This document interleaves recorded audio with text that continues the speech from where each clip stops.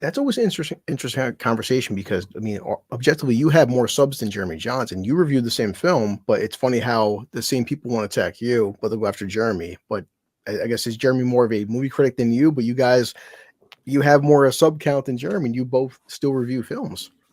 I mean, I suppose, like looking at the audience between me and him, like I guess he's always been just. He's never touched any of the meta stuff. He's never touched any of the cultural stuff around movies. He just talks about the films, and completely non-political.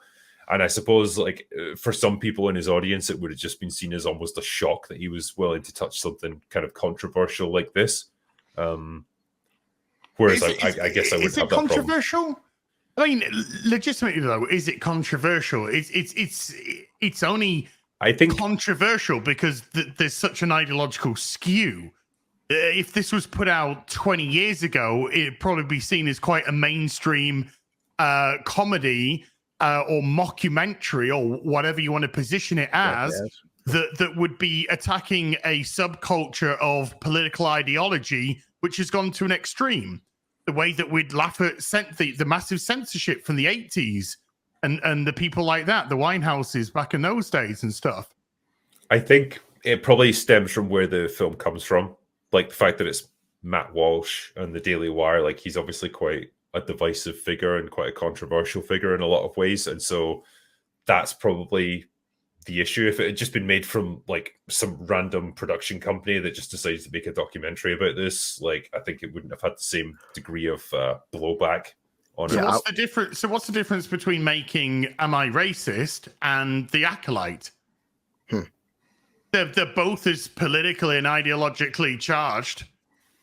In terms of one side just deals with far left ideology consistently. Disney, virtually every show, every film they put out is from a specific ideological standpoint, and this is from another political ideological standpoint. I'm no lover of the Daily Wire, but this one rule for thee, another for me bullshit is just nonsense. Yeah, right. I agree with that. Well, I guess one's couched in a fictional setting, theoretically, in The Acolyte, whereas the other one's like exploring real life political issues, and I guess the other one is like the accepted mainstream narrative in Hollywood, so that makes it okay. That's all it comes down to, I suppose. Almost like to add what you would say, what as drinker, like if Dave Chappelle made this film, people wouldn't care. But because Matt Walsh made the film, now it's even though it's the exact same film, it depends on the context of who's releasing it, which is hypocritical in itself. I think if Dave Chappelle made it today, there would be plenty of people complaining because now that Dave Chappelle makes jokes about everybody. He doesn't care what you are. He'll make trans jokes, white jokes, black jokes. He'll do them all. That's not acceptable because now there's a group of people that believe they're beyond criticism, they're beyond mockery, they're beyond everything. They're untouchable, which is so weird when you want to be treated as normal and equal to other people. That there is a laundry list of conditions about what you can and cannot do with that ideological group.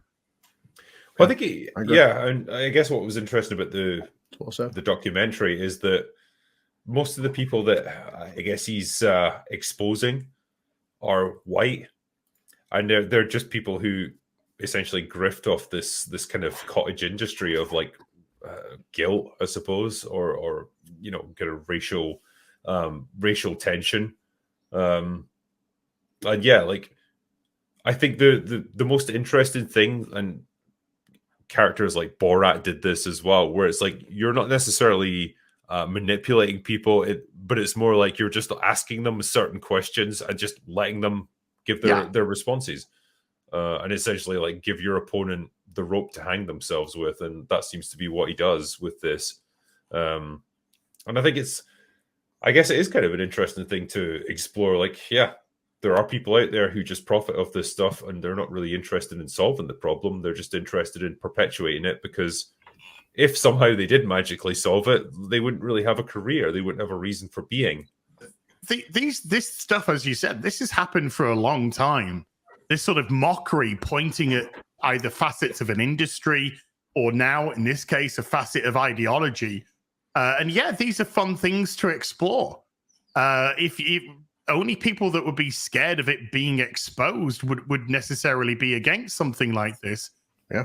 There's nothing wrong with something like this existing. So Jeremy Jahns just did his job. That's all he did. Exactly. He did his job. I review movies. He reviewed the movie. I don't know if he liked it, disliked it. That's utterly irrelevant. It's the people that say, no, you're not. It shouldn't. No, it's bad. It's... Well, yeah, it's this idea that like you shouldn't even be allowed to discuss it. Like even if like potentially given it a negative review, I think they still would have the same reaction. Like, oh my god, how dare you even acknowledge that this movie exists? You should just stifle it. And yeah, like he was pretty fair, I think, just pretty even-handed, pretty chill review. And as he said himself, like he was reluctant to talk about this film. Yeah. And then he had the moment of realization of, well, the fact that I'm reluctant to talk about it is probably why I should talk about it, because, like, yeah, you should be allowed to explore these ideas, I suppose. I mean, I do feel like Drinker, because Jeremy from Geeks Gamers covered this, that because Jeremy actually did give this film a positive review, that these certain people, had he hated this movie, it would have been a whole different narrative had he hated this film. But because he actually praised this film, that's what pissed people off. I think so, yeah.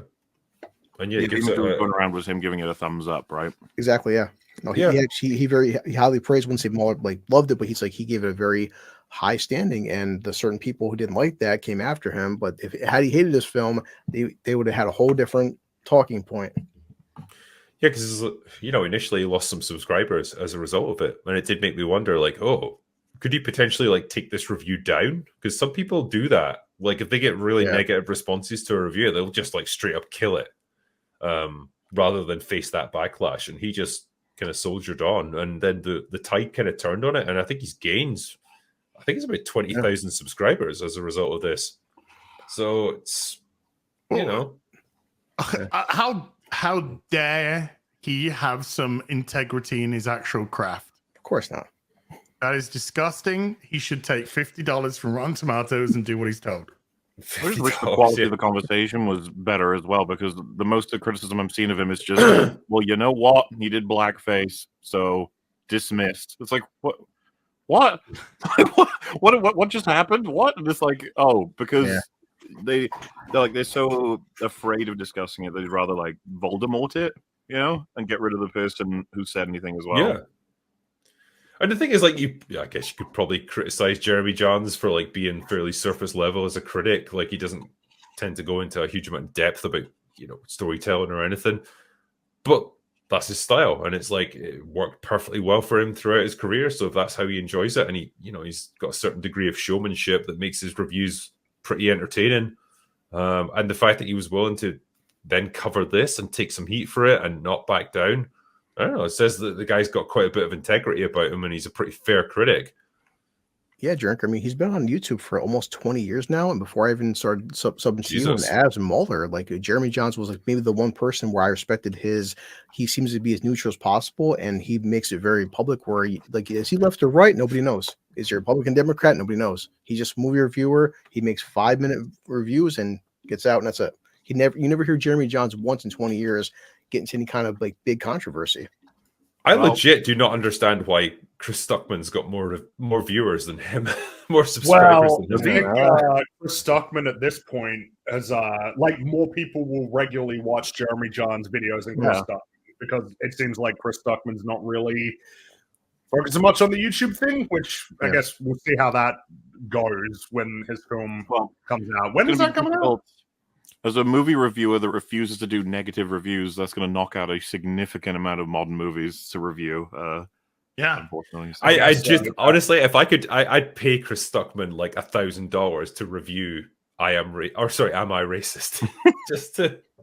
I would love to see him desperately fumble his way through a review of that movie and try to express an opinion of it, but not offend anyone. Like.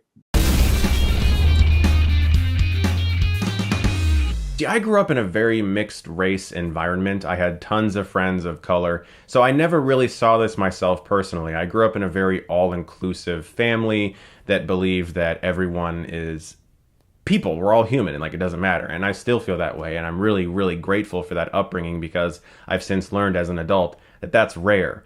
So seeing a film like this can sometimes get under my skin because I genuinely don't understand racism, and that's just because I never was really exposed to it on a full scale. So when I see it in movies like this, I have a hard time connecting with it. The pacing does suffer sometimes. It's not a perfect tone, and sometimes the humor does feel a little tacked on. Guys, thank you so much, as always, for watching. You guys are the best. Thank you very much, and if you like this, you can click right here and get Stuckmanized.